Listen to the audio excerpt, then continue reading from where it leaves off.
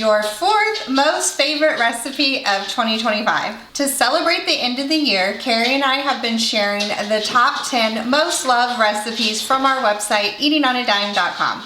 And today is recipe number 4. And I'm so surprised it's not a crockpot recipe because I know you guys love all of our crockpot recipes. But don't worry, it's still an easy one. It is the best and the easiest baked pork chops. My entire family loves it. I usually make our crockpot mac and cheese with this recipe and it is always a win. This is a viral recipe that has been loved by millions. And if you're scared to make pork chops at home, this is a great recipe to start with. I'm gonna show you guys how to make this easily in one pan in just minutes. Today, I am going to show you how to make our most popular pork chop recipes. These pork chops turn out perfect every time.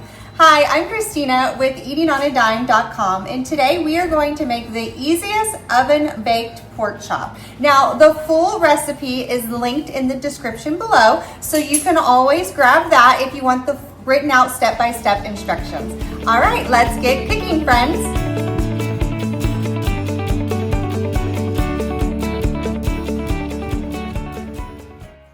We first begin by preheating the oven to 400 degrees. Take a 9x13 pan and we're going to spray it with non-stick spray. Then it's time to prepare the seasonings for the pork chops. In a small bowl, we're going to add a teaspoon of salt, a teaspoon of pepper, a teaspoon of paprika, a half a teaspoon of onion powder, and a half a teaspoon of garlic powder. And then we're going to whisk to combine to make our pork chop seasoning for our baked pork chops.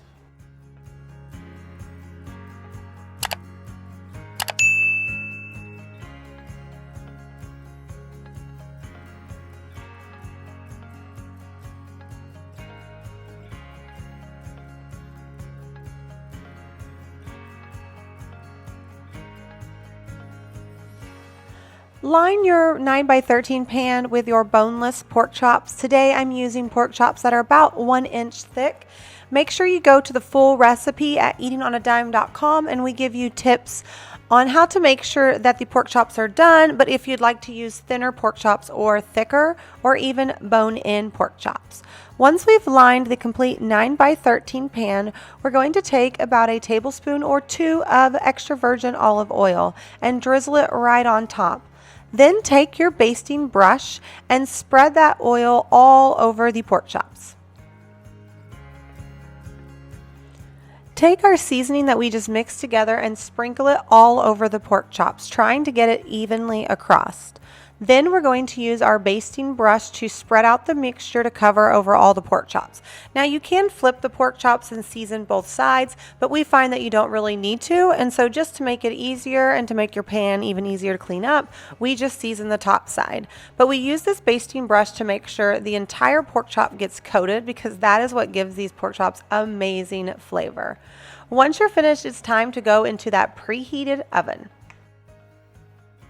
Make sure your oven has preheated to the 400 degrees and we're going to bake these pork chops for about 15 to 20 minutes or until the pork reaches an internal temperature of 145 degrees. I have my favorite digital meat thermometer linked below, and we use that to test the inside of our pork or any meat. When you test it, make sure that you put it into the middle of the pork chops, and then once it reads 145 or higher, your pork chops are done. And that's our tip to getting the most juicy, delicious pork chops. They already look and smell amazing.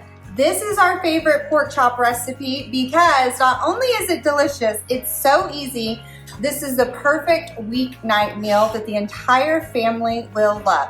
Now, once you cook them, you want to let them set for about 5 minutes, and that just really seals in the juices and the flavor. So you got to wait a little bit, and then they're ready to eat. I cannot wait to try this.